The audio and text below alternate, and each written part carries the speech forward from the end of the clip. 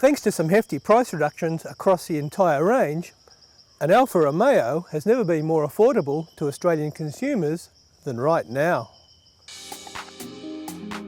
Hi, I'm Tim Pomeroy and this is NRMA's Driver's Seat.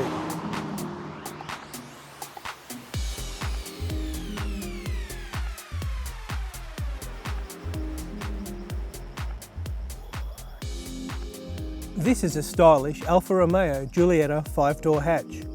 The lineup was launched in 2011 and recently expanded to include this new model, the Progression, which we're going to get behind the wheel and drive today.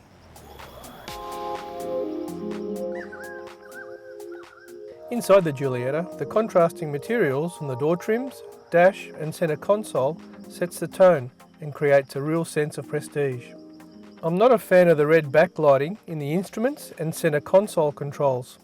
Other brands like Mazda that have used red lighting have changed to an easier on the eye white. Alfa should too. That said, the whole design comes together nicely in your typical Italian chaotic Alfa style. The Giulietta Progression includes the following additional equipment: 16-inch 5 twin-spoke alloy wheels, electric folding exterior mirrors, a driver's seat electric lumbar adjustment and a rear seat centre armrest. Alfa claims the new Giulietta offers more room to move than the old 147 it replaces, and when you get in behind the wheel there's plenty of adjustment and travel on the manually adjustable front seat. Add the tilt and reach adjustable steering column and the Alfa easily accommodates the tallest of drivers. In the rear it's a little tighter, with rear headroom reduced and the tapered roofline making the space feel smaller than it is. Passengers in the rear also miss out in the comfort stakes. The seats are flat and unsupportive. At least the front seats are a good compromise, not overly bolstered, but still supportive and not too firm. The rear seats are 60-40 split folds, maximising the amount of usable cargo area in the rear. But they don't fold flat and the load lip is high, so Alfa's practicality in the load carrying stakes is reduced somewhat.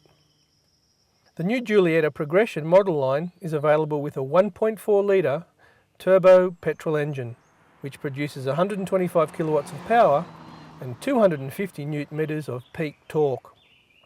There's a diesel option as well, and they can be matched to either a 6-speed manual or 6-speed twin clutch transmission. The Giulietta Progression we're driving today is priced at $29,450. The 1.4 litre Giulietta performs well enough with 125 kilowatts and 230 Nm worth of torque. Dynamic mode boosts the torque to 250 Nm, but it peaks at 2,500 RPM, and the whole package doesn't really excite until the tacho passes 3,000 RPM. The Giulietta offers a better compromise between ride and handling than did the old 147, which handled well but had a bone-jarring ride. Around Sydney suburban streets there was less thump through and harshness transmitted into the cabin, and the ride quality has improved markedly and is now on par with the likes of BMW's 118 and Audi's new A3. The steering in either dynamic or natural mode sends the right messages back to the driver, and even on smaller section tyres there's plenty of grip.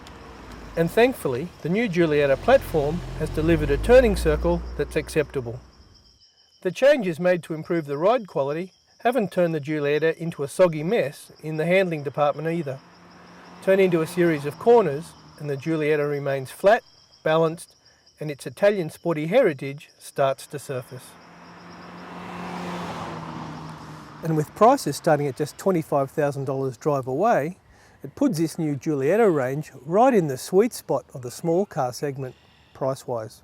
So, if you're after a stylish small hatch that has some serious sporting DNA, but doesn't cost a fortune, well then, this Giulietta is worth considering.